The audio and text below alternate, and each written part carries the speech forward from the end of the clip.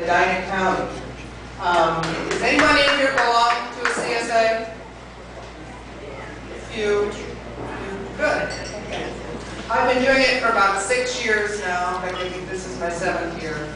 I started out, I guess got hooked on this thing about the year 2000, and I was surfing the internet and doing a job change and trying to figure out what I was going to do to earn some extra money.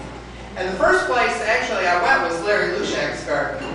I called him up, and I didn't know who he was. I can't even remember how I found him. And it was just so beautiful that I just said, I have to be a part of this. I have to do this.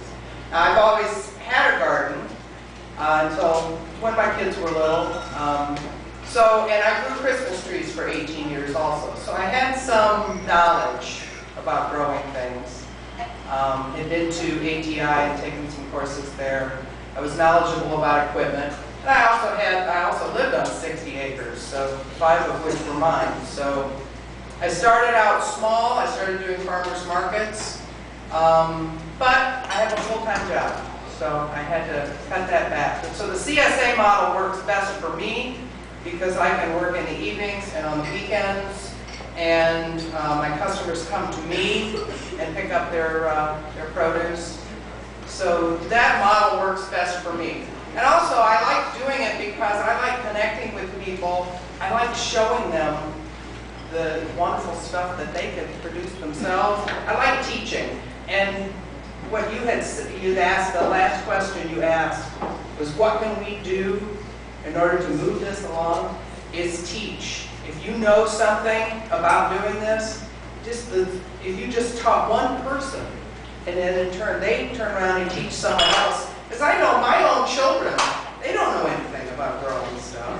Even though they were around it, they're not paying any attention to that. So eventually they're going to have to learn how to do it. And that's what I see my job is teaching. What do I see for myself in 20 years? I hope I'm retired. I hope.